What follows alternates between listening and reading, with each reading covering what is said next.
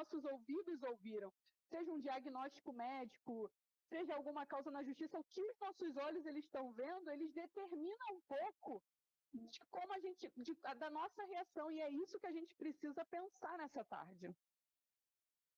Nós somos uma geração que somos muito imediatistas. Nós sempre queremos as coisas para ontem. Isso é um pouco do nosso ser humano. A gente tem pressa de ver as coisas acontecendo. É difícil esperar dói. Por quê? Porque o esperar, ele requer da gente uma coisa que é difícil a gente ter. Embora a gente tenha que ter, é difícil, fé.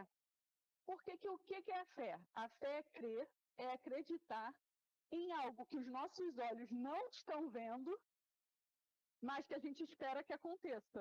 Ou seja, a gente está olhando e a lógica, a razão, os cálculos que a gente está fazendo, a racionalização daquilo diz, olha, não tem como dar certo isso. Isso vai dar errado, tudo está dizendo que vai dar errado. E aí é quando a nossa fé diz, tá, tudo está dizendo que vai dar errado, mas eu creio não naquilo que os meus olhos veem, eu creio naquilo que eu espero. Eu creio naquele que pode fazer todas as coisas. Porque a gente precisa... E por que o Senhor estava falando muito forte sobre isso comigo, né? Porque todas as vezes nós somos confrontados a termos fé em Jesus. A nossa vida, ela é baseada nisso. O Rodrigo já passou por isso, Gabriel já passou por isso, tia Vera, minha mãe, tia Érica, todos nós. É o tempo todo a gente ali, crendo em algo que os nossos olhos, convidados a crer, né? Em algo que os nossos olhos não estão conseguindo enxergar, humanamente falando, mas sabendo que o nosso Redentor vive. E que, por certo, ele se levantará em nosso favor. Quando a gente vai falar sobre outro cenário também, que marca a humanidade com uma notícia desse de morte, e para mim talvez tenha sido o mais triste de toda a humanidade, a gente vai lá para Mateus 27 e a gente vai ver a crucificação de Cristo. E, irmãos, pensem comigo, quando aqueles discípulos presenciaram todo aquele dia, vendo o mestre sendo julgado, vendo depois ele sendo escarnecido, humilhado, vendo ele sendo chicoteado, sendo colocado no madeiro, depois crucificado, e no final daquele dia, Jesus, o Messias, morrendo. Irmãos, não deve ter sido fácil para ele. Para aqueles que estavam ali, presenciaram, creram que ele era o Messias e que esperavam que ele fosse fazer de repente de outra forma, porque a gente tem as nossas projeções, as nossas expectativas de como Deus vai fazer, e a gente está sempre projetando, não, eu acho que Deus vai chegar e vai fazer dessa forma, e a gente fica imaginando, não, Deus vai abrir essa porta e vai ser desse jeito, e aí a coisa vai acontecendo e você vai falando, não vai ser desse jeito, não vai ser dessa forma, não vai ser agora. E esses discípulos, aquelas mulheres que estavam seguindo o mestre, eles estavam vendo uma cena. E essa cena, a gente está 2000 anos depois ainda comentando sobre essa cena, porque ela marcou a história da humanidade. E aí eu imagino que aqueles 3 dias em que Jesus esteve lá no sepulcro, duraram 3 anos para aqueles discípulos. Eu imagino aquele tempo passando e aqueles homens pensando, e agora? E tudo que a gente fez? A gente largou tudo para seguir ele. E agora? O que vai ser da gente? Como é que a gente vai ficar? E se o que ele falou não acontecer? E se acontecer de uma forma diferente? Olhando o sol? E se acontecer de uma forma diferente? Então, eu imagino que aqueles 3 dias foram 3 dias também muito difíceis para aqueles homens. Só que a Bíblia fala que Maria Madalena, ela foi, João 20 vai falar bem sobre isso, ela foi lá para o sepulcro para preparar o corpo do mestre, levando lá aromas para preparar o corpo do mestre. E a Bíblia também diz que quando colocaram ele no sepulcro, os próprios soldados falaram, olha, Ele andou falando por aí que ao terceiro dia ele vai ressuscitar. Então, para o fim não ser pior do que já está, vamos fazer o seguinte, vamos selar a pedra desse sepulcro, vamos colocar vigias e guardas 24 horas lá, para que esses homens não roubem o corpo desse homem e depois venham dizer que ele cumpriu o que ele disse, que ele realmente era o Messias. E assim eles fizeram. E aí, quando Maria Madalena chega lá no sepulcro de Jesus, ela encontra aquela pedra removida, aquele selo, aquilo que selava a pedra não estava no lugar, e quando ela entra lá, as vestes de Jesus que tinham sido envoltos, o corpo do Senhor estava lá naquele lugar. E ela fica em choque, ela fica preocupada, porque a primeira coisa que ela pensa é: roubaram o corpo de Jesus. Roubaram para vilipendiar o corpo do meu mestre. E aí ela vê dois seres, dois anjos, né, dois homens vestidos de branco, que perguntam para aquela mulher: por que choras? Por que procura entre os mortos quem vivo está? De novo, a gente vê que pessoas que estavam ali caminhando com Jesus se deparam com uma notícia de término, de fim, de morte, de não vai ter mais jeito. E aí, no terceiro dia, aquela mulher, ela é confrontada pelos anjos, dizendo: olha, você está procurando no lugar errado, porque quem você está procurando está vivo. Sabe, irmãos, quando a gente pensa que Jesus está vivo, isso tem que mudar toda a nossa forma de ver a vida. Porque a palavra, ela é dada, a última palavra, ela é dada por Deus. E a palavra está trabalhando em nosso favor. Por que eu estou falando essas duas passagens? Estou reforçando que a palavra trabalha ao nosso favor. Porque o Verbo era Deus. O Verbo se fez carne e habitou entre nós. Então, quando João, no capítulo 1, ele fala: olha, a palavra era Deus e a palavra estava nele, e ele habitou entre nós, e ele foi crucificado. O Verbo é Jesus. Jesus ressuscita dos mortos e vivo. A palavra permanece viva. E a palavra permanece trabalhando ao seu favor. Deus criou toda a humanidade. Quando Jesus vai na casa de Jairo e chega lá e realmente encontra uma menina morta, ele diz: olha, por conta da palavra de Jesus, ela não está morta. Talita cume, levanta. A palavra tem poder, porque a palavra é o próprio Deus. Então, quando a gente para pensar, olha, não tem mais jeito. Está tudo indo para. Irmãos, fiquem com a palavra, porque a palavra, o Verbo está vivo. Ele ressuscitou. Quando perguntam a diferença do cristianismo para qualquer outra religião, é essa. Porque o nosso Deus está vivo. Nem a morte pôde parar o nosso Senhor. Nem a morte o deteve. Ele venceu a morte. E por causa disso, nós temos hoje acesso, livre acesso a Deus, e temos direito à vida eterna. Então, quando a gente pensar que tudo acabou, a notícia foi de morte, não tem mais jeito, o que eu vou fazer? Lembre-se, Deus está vivo. E Ele é a palavra, e a palavra nos garante a vitória. A palavra nos garante, a última palavra será sempre dele, não importa. Irmãos, não importam as circunstâncias. Eu estou falando isso porque minha vida ela é dirigida por circunstâncias que logicamente me levariam a acreditar, não tem mais jeito. E eu nunca vou acreditar de falar isso. Eu lembro que eu não passei a prova. Irmãos, a O microfone está falhando, Dani.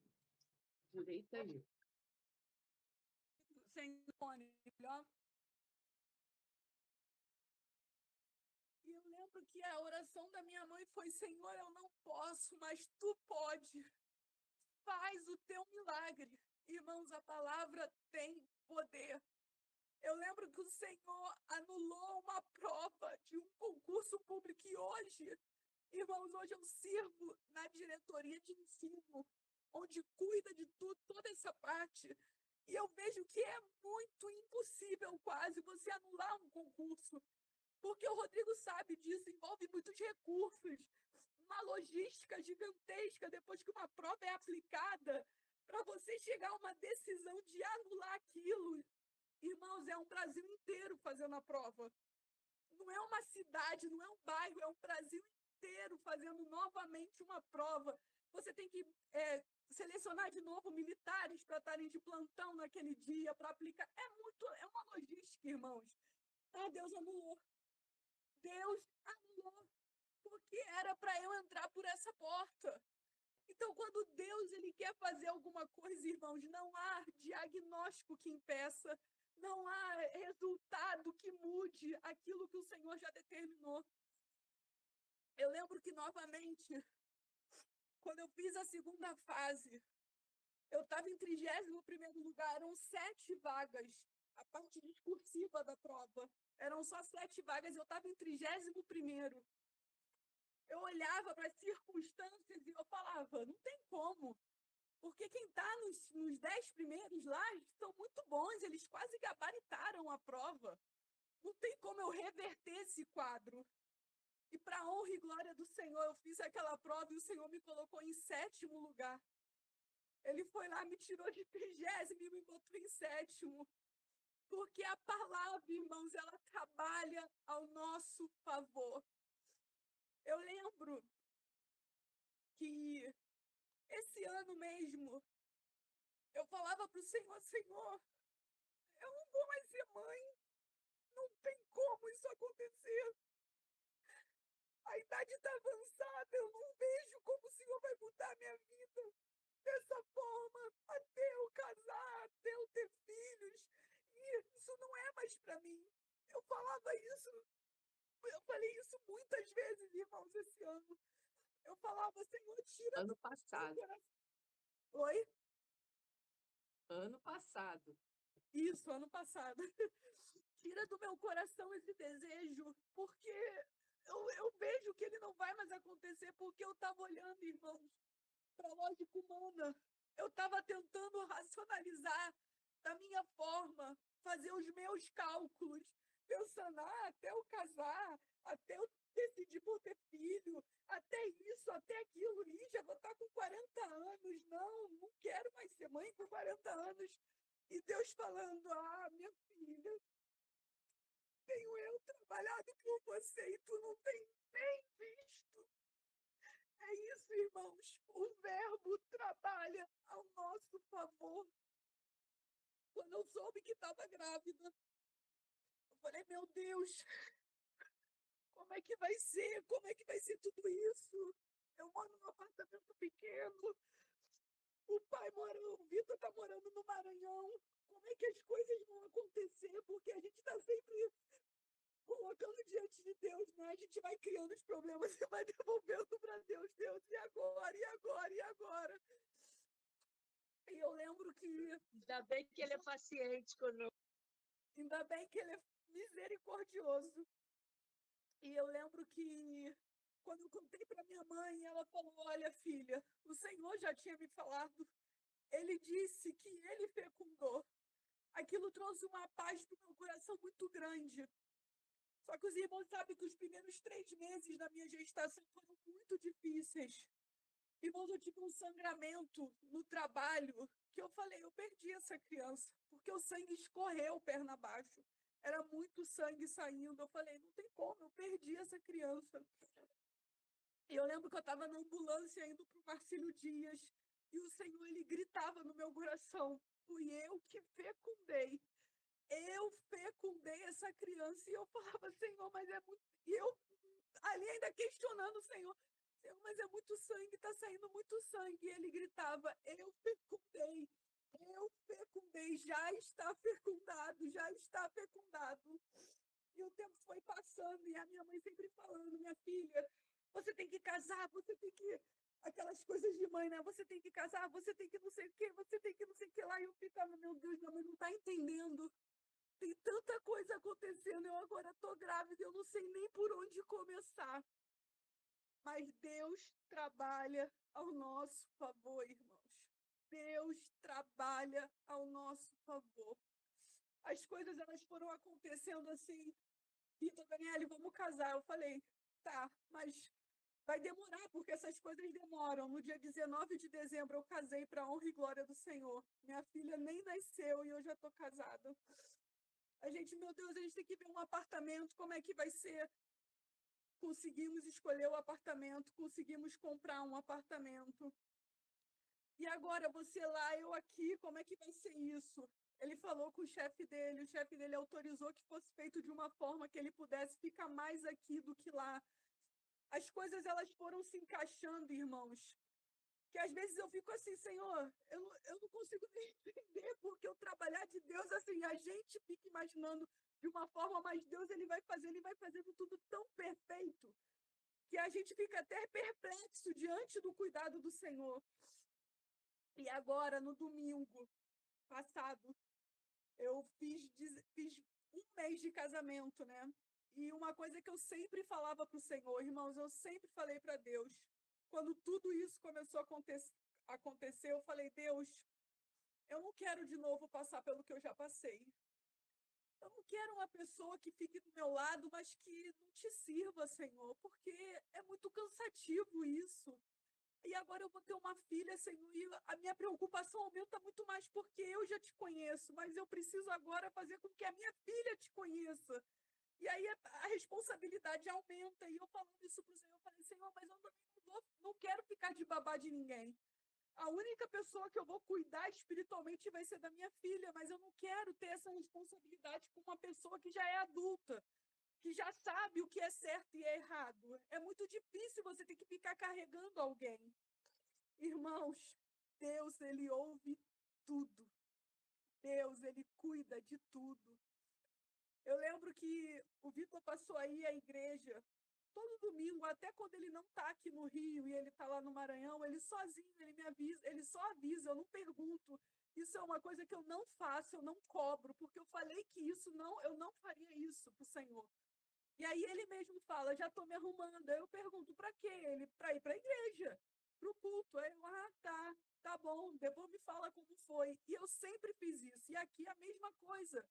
Ele chegava domingo e a gente falava, ele falava, vamos para o culto. E mesmo às vezes eu falando no início, estou muito cansada, porque nos 3 primeiros meses eu enjoei muito. Ele, não, vamos sim, faz uma forcinha, se você não aguentar a gente sai. E ele sempre falando isso. Eu, tá bom. Eu nunca, hora de apelo, também não pergunto, irmãos. Nunca perguntei, nunca cheguei para ele e falei, você quer aceitar Jesus? Você quer ir lá na frente? Porque isso foi um trato meu com Deus, foi o que eu falei para o Senhor que eu não faria. Mas uma vez conversando com ele, e numa padaria, a gente sentada aqui em Copacabana, e ele começou a me perguntar por que as pessoas iam lá na frente, faziam aquilo. Porque se Deus não sabia que elas criam nele, ele falou, mas Deus não sabe tudo? Então ele sabe que, por exemplo, eu creio nele, ele sabe que eu acredito nele. Para que eu preciso ir lá na frente? Aí eu falei, porque você precisa fazer confissão, isso é bíblico, perante os homens. Você precisa, diante dos homens, confessar o Senhor. E um dia o próprio Jesus vai confessar, vai falar de você para o próprio Deus, vai advogar a seu respeito para o próprio Deus. Mas primeiro você precisa confessar, os homens precisam ser testemunhas da decisão que você está tomando. E eu já entendi que ele ficou meio curioso com isso. E aí eu lembro que ele ficou conversando comigo outros assuntos. E eu falei, e Deus me tocou para falar uma coisa para ele, porque ele falou assim, Daniele, tudo profissionalmente que eu quis na minha vida, eu consegui. Eu sou uma pessoa extremamente próspera, se for pensar na parte do profissional, financeiro, enfim. Um dia, quando ele já estiver pregando na live, ele conta para vocês, mas Deus abençoou ele em tudo, assim, ele, com 15 anos, ele queria ser piloto da aeronáutica e ele foi para a EPCAR. E quando ele terminou, a EPCAR é o mesmo que o Colégio Naval, não é? É aquele do ensino... É que eu sempre... Comparado. É o Aí, ensino médio de aeronáutica. Isso. Aí, quando terminou a EPCAR, que ele iria para a AFA, que seria o correspondente à escola naval, ele chegou em casa e falou, não quero mais, não é isso que eu quero. E aí, eu imagino o choque para os pais dele, né? Pensando, já está resolvido, agora o menino vira e diz que não quer mais. E aí ele falou, não quero mais, não quero ser piloto, não quero, vou fazer para a escola naval, e pediu para os pais 1 ano para estudar para a escola naval. E aí ele disse que 4 meses depois saiu o edital, e em 4 meses, quase 5 estudando, ele passou para a escola naval. Então, assim, a história de profissional dele é uma história muito bem sucedida. E aí ele fez a escola naval e ele disse, Daniele, quando eu estava na escola naval, eu falei que eu não queria ser militar a vida toda, que eu queria ser auditor fiscal. Eu falei, eu não vou ficar a vida toda aqui, eu vou concluir isso aqui porque eu quero ser auditor fiscal. Então, tudo que ele foi colocando diante de Deus, ele falou, Daniele, sempre Deus me colocava perto de algum crente. Na aeronáutica, eu ficava com crente, que me levava para o culto, me levava para a escola dominical, estava, de alguma forma, Deus sempre cuidando dele e tentando trazer ele para perto, né? E aí eu fui ouvindo aquilo tudo, e aí ele foi colocando as outras questões, né, pessoais, e aí eu falei assim, Vitor, mais uma razão por que você precisa confessar Jesus. Porque, humanamente falando, você pode olhar para você e pensar assim, eu não preciso de Jesus. Tudo que eu quis na minha vida, tudo que eu botei na minha cabeça que eu ia fazer, eu fui lá e fiz. E você pode até acreditar erradamente que isso você fez pelas suas próprias forças, pelas suas próprias capacidades e não reconhecer a Deus. Só que o que Deus quer de você é justamente isso, é que você assuma uma posição diante dele. Chegue para ele e fala, Senhor, tudo que eu tenho, tudo que eu conquistei, tudo isso eu sei que foi o Senhor cuidando de mim para que eu chegasse até aqui hoje, para que eu hoje conhecesse a Daniele, para que eu hoje tivesse uma família, para que eu hoje te servisse de coração.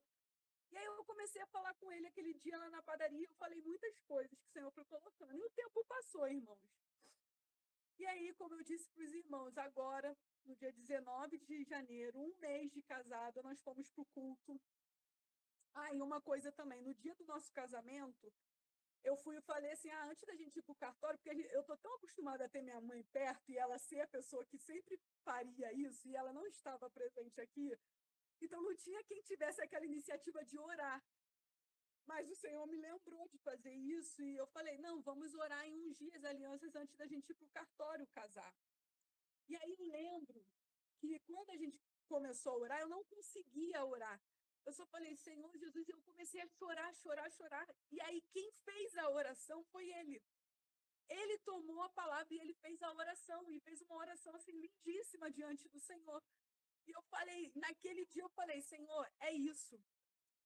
Eu sei que, irmãos, eu sou mulher, eu trabalho, eu mando em homem, a vida, 10 anos na Marinha, mandando em vários homens, mas tem um princípio bíblico que a gente não tem como negociar. O homem é o cabeça da casa. A gente não pode tomar esse lugar. O lugar de cabeça, de responsável, de protetor da família, de quem intercede, é do homem. Então, quando ele fez aquela oração aquele dia, eu lembro que eu terminei e falei, Senhor, é isso que eu quero. Ele precisa ser o cabeça dessa casa, e não eu. Ele precisa levantar em oração pela família dele. Eu sou a ajudadora, mas quem é o cabeça é ele. Ele tem que tomar o lugar dele. Eu não posso ficar no lugar dele. E aí passou o tempo, e aí esse domingo nós fomos ao culto, né? No domingo passado. E eu estava lá agradecendo ao Senhor por mais um mês, por 1 mês de casamento, né? Oferecendo ao Senhor, a gente ia agradecendo. E no final, quando teve o apelo, irmãos, como eu disse, eu não falo nada, eu não olho para a pessoa, é assim, de olho fechado eu fico, de olho fechado eu continuo. Ele foi, me deu a mão e falou assim, vamos lá na frente. Aí eu já comecei a chorar, e aí nós fomos lá na frente, e a gente chorou bastante, e ele aceitou Jesus. E aí eu abracei ele e falei, nossa, como Deus é bom. Antes da minha filha nascer, com 1 mês só de casado, o Senhor já mudou mais ainda a minha vida. Esse é o melhor presente que eu poderia ter ganhado. Aí ele virou para mim e falou assim, você não precisa mais me cobrar uma posição, porque hoje eu tomei uma posição diante de Deus. Você me disse que eu tinha que tomar uma posição, e hoje eu tomei essa posição. Ou seja, quando ele falou isso para mim lá fora, ele confirmou para mim o que ele estava fazendo de forma racional, consciente e não emocional. Ele olhou para mim e ele falou, nunca mais você me fale sobre posição, porque um dia você me falou que eu precisava tomar uma posição diante de Deus, e hoje eu tomei essa posição. Hoje eu assumi esse compromisso diante de Jesus. Então eu entendi naquele momento que o Senhor estava confirmando o que ele fez lá na frente.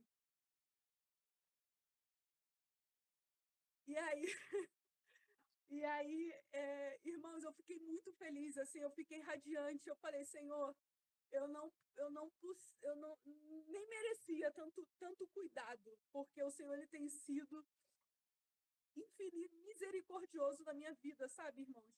E aí no dia seguinte eu falei, posso falar para minha mãe, posso contar? Aí ele falou assim, pode contar. Eu falei, ela vai te chamar para pregar na live, brincando, né? Aí ele falou assim, não, peraí, calma, porque vocês estão muito lá na frente na Bíblia, eu ainda tenho que aprender as coisas e tudo mais. Mas por que eu quis compartilhar isso aqui na live? E Deus é tão misericordioso que acabou que o Misael não pôde, e eu pude contar esse testemunho para vocês, né? É por causa disso, irmãos. Deus, Jesus, ele está vivo.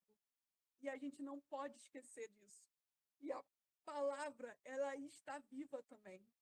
Hoje, lembrando assim de todo o movimento de Deus, irmãos, eu engravidei em agosto, a gente está em janeiro, e olha como a minha vida mudou. A minha vida mudou de uma forma que nem se eu quisesse escrever isso, eu conseguiria.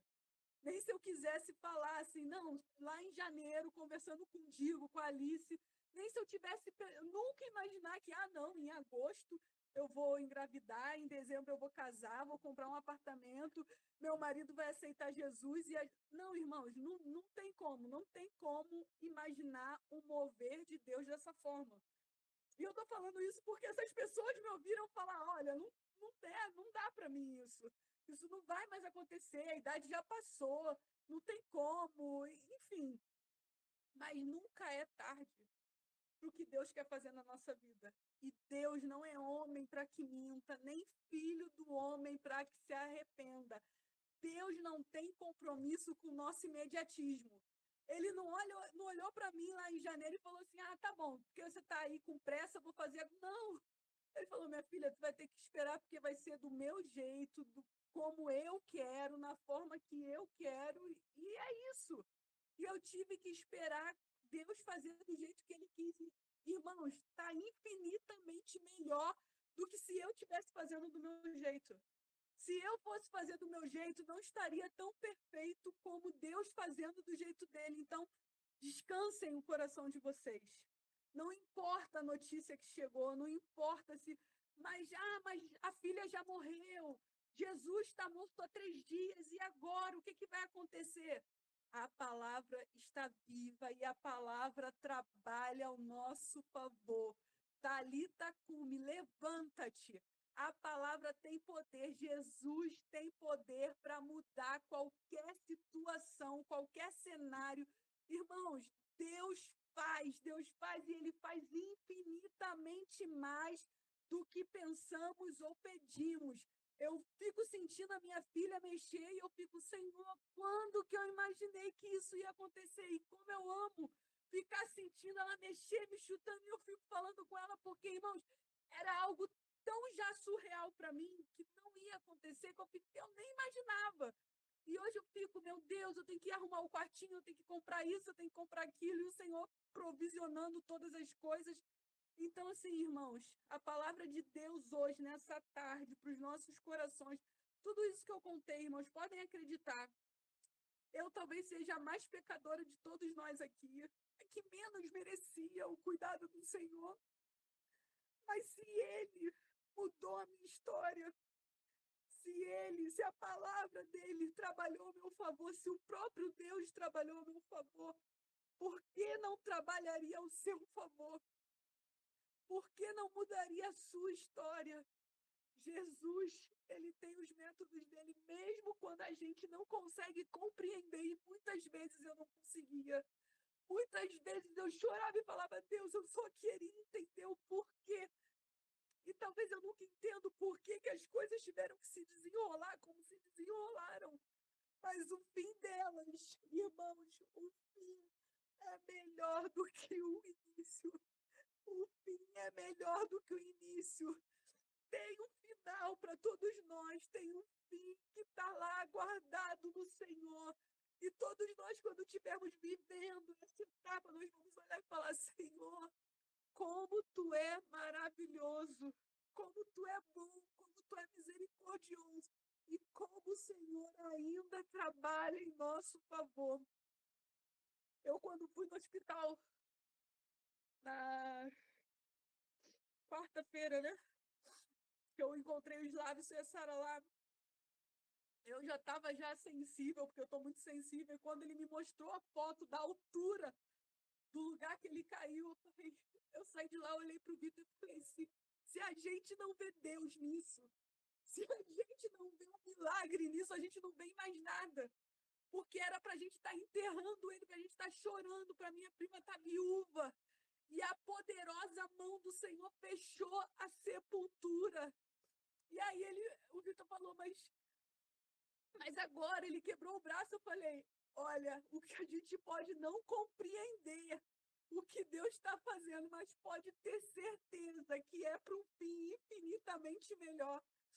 Deus vai glorificar o nome dele. Esse braço quebrado não é nada comparado ao que Deus tem programado. E o diabo queria impedir, irmãos. Porque é isso, todas as vezes que a gente está muito perto de receber alguma coisa da parte de Deus, e alguma coisa grande, o diabo ele realmente se levanta. Mas ele se levanta para cair, porque Deus fechou a sepultura. Quando eu olhei, eu falei, Slavson, pelo amor de Deus, esse braço quebrado não é nada, é praticamente um dedinho. Porque era para realmente você estar morto. Eu sei que, claro, está sentindo dor, vai ter que passar por cirurgia. Mas quando a gente pensa no livramento que o Senhor deu, irmãos, é coisa poderosa, é coisa grande. Deus ainda está trabalhando em nosso meio. Todos os dias Deus está trabalhando. Às vezes os nossos olhos nem veem, mas o Senhor está trabalhando em nosso favor todos os dias. Essa live não acontece à toa. Essa reunião não acontece à toa. Quando a gente se reúne, a gente ora, a gente entrega a nossa semana diante do Senhor, irmãos. A palavra trabalha em nosso favor. A palavra trabalha em nosso favor. E só para terminar mais uma coisa. Eu passei minha gestação toda, eu estou indo para o 7º mês, acreditando que eu era diabética gestacional. Eu não entendia por que a endócrino que eu estava pagando, ela não entrava com insulina. E aí eu voltava na obstetra e ela falava, mas ela não entrou com insulina, ela não está vendo, você está com diabetes gestacional, o bebê pode morrer no seu ventre, e pode nascer muito grande, e você pode não sei o quê, e só palavra negativa. E na quarta-feira, até no dia que eu estava lá no Marcílio Dias, eu fui de novo na obstetra, e ela falou tudo isso, ela falou assim, não, isso vai ter que ter um fim hoje, você vai ter que entrar na insulina. Porque você já está indo para o final da gestação, pode ter um parto prematuro, essa criança pode morrer no seu ventre, não sei o que lá. E eu lembro que quando eu saí da sala do médico, eu virei para o Vitor e falei, olha, eu vou te ensinar uma coisa. Eu entendo o que essa obstetra fez, ela precisa me dizer tudo que pode acontecer, é o papel dela. Mas na minha mente eu falei, Senhor, eu não aceito nenhuma dessas palavras. Você faça a mesma coisa. Todas as vezes que você começar a receber palavras negativas, diagnósticos negativos, você vai dizer, Senhor, eu repreendo em nome de Jesus. Claro que eu não vou bater boca com um profissional, irmãos. Não vou ficar ali discutindo, mas mentalmente eu ficava, Senhor, eu não recebo essa palavra. Senhor, minha filha vai nascer e vai nascer bem. Eu não aceito isso, Senhor. Eu não aceito isso. O Senhor levou sobre si todas as nossas enfermidades. Eu não entendo por que que eu tô com essa diabetes. Eu não tô comendo doce. Eu tô com uma alimentação balanceada. Enfim, saímos dali. Ela falou assim: eu vou te mandar para endócrino agora. Quando eu subi na endócrino, uma mulher assim que eu sei que foi Deus que colocou, ela falou assim: olha, você tem condições de mudar o aparelho que você está usando? Aí eu falei: tem, se a senhora falar que é melhor fazer isso. Ela falou assim: eu gostaria, antes que você tomasse a sua insulina, porque eu tenho medo de você começar com a insulina e acabar tendo uma queda na sua glicose e você desmaiar, ter que, enfim, os problemas serem piores. Então, você vai comprar esse aparelho e você vai usar por 4 dias. E se continuar dando os mesmos índices, você entra com a insulina. Vou deixar prescrito aqui. Eu falei: tá bom, doutor. Eu saí de lá, passei na farmácia e comprei o aparelho novo que ela mandou. Irmãos, já estou desde quinta-feira ou sexta fazendo a medição e, para honra e glória do nome do Senhor, a minha glicose está perfeita. Os números perfeitos. Tudo abaixo lá, muito abaixo do que deveria estar, assim, no padrão exato. E aí, se eu entrasse com a insulina, com certeza eu teria uma hipoglicemia, acabaria passando mal na rua, podendo até desmaiar, ter algum problema. Ou seja, Deus cuida de nós, Deus cuida da Maria Júlia, Deus está cuidando de tudo. Mesmo quando a gente fica aqui sem entender, eu estou indo na médica, estou pagando e ela não faz o que ela tem que fazer, tanto que eu nem voltei mais nela, mas o Senhor foi, eu já fui na médica lá da Marinha, essa mulher me sugeriu trocar esse aparelho, que eu sei que foi Deus, e para honra e glória do Senhor, não tem diabetes gestacional nenhuma, não tem problema nenhum, minha glicose está ótima, faço todos os dias a medição e assim, se os irmãos verem a diferença, eu fiquei até com raiva do outro aparelho, depois eu fui ver na internet que tem outras grávidas relatando as mesmas coisas também com esse aparelho, mas enfim, é o cuidado do Senhor. Então, desculpa se eu me alonguei demais, mas é porque eu queria compartilhar tudo isso que o Senhor tem feito, e vou deixar só se o Paulinho Júnior puder botar o hino, só para a gente ouvir mesmo, para encerrar, porque a última palavra ela é do Senhor, e a palavra é o próprio Deus. Então, se ele está vivo, irmãos, todas as promessas dele estão vivas ainda.